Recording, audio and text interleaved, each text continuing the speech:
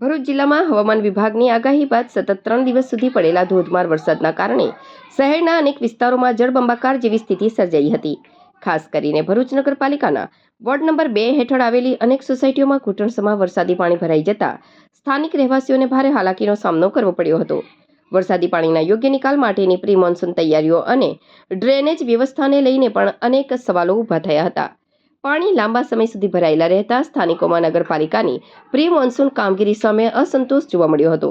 જો કે વરસાદી પરિસ્થિતિ વચ્ચે સ્થાનિક નગરપાલિકાના સભ્યો અને પાલિકાનું તંત્ર સતત સ્થળ પર રહી પાણીના નિકાલ માટે પ્રયાસરત રહ્યું હતું। આખરે વરસાદ બાદ 5 દિવસની જહેમત પછી પ્રેશર મશીનની મદદથી ડ્રેનેજ લાઇનની સફાઈ અને પાણીના નિકાલની કામગીરી હાથ ધરવામાં આવી હતી।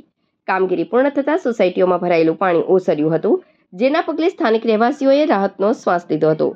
સ્થાનિકોએ માંગ કરી છે કે આગામી ચોમાસા દરમિયાન આવી સ્થિતિ ફરી સર્જાય નહીં તે માટે નગરપાલિકા દ્વારા પ્રી મોન્સૂન કામગીરી વધુ અસરકારક રીતે કરવામાં આવે તેમજ ડ્રેનેજ નેટવર્કનું સમયસર જાળવણી અને ડિસિલ્ટિંગ કરવામાં આવે જેથી વરસાદી પાણીનો ઝડપી નિકાલ થઈ શકે। છેલ્લા સમયથી જે અનરાધાર વરસાદ પડ્યો ભરૂચ જિલ્લામાં અને સાથે સાથે ભરૂચના અમુક વિસ્તારોમાં જે કંઈ પશ્ચિમ વિસ્તાર છે એમાં સમગ્ર સોસાયટીઓ પાણીમય બની ગઈ હતી અને અમે ચૂંટાયેલા સભ્યોએ આજીજી નાખી અમારા તંત્ર વિભાગ તરફથી અને તંત્ર વિભાગથી ખૂબ જ સરાહનીય કામગીરી માટે અમને જે કંઈ સાધન સંપન્ન જોઈતું હતું એ ખડે પગે પોતે વિઝિટ લીધી અને એમાં કલેક્ટર શ્રી અને પ્રાંત મેડમ સાહેબ અને અમારા ચીફ ઓફિસર સાહેબ અને એમના જીએસઆરટીસીને એમને કીધું અને અહીંયા તમામ લોકો હાજર રહી અને અમને આશ્વાસન આપ્યું અને સાધન સામગ્રી આપી અને પાણી આજે સમગ્ર ઉતરી ગયું છે।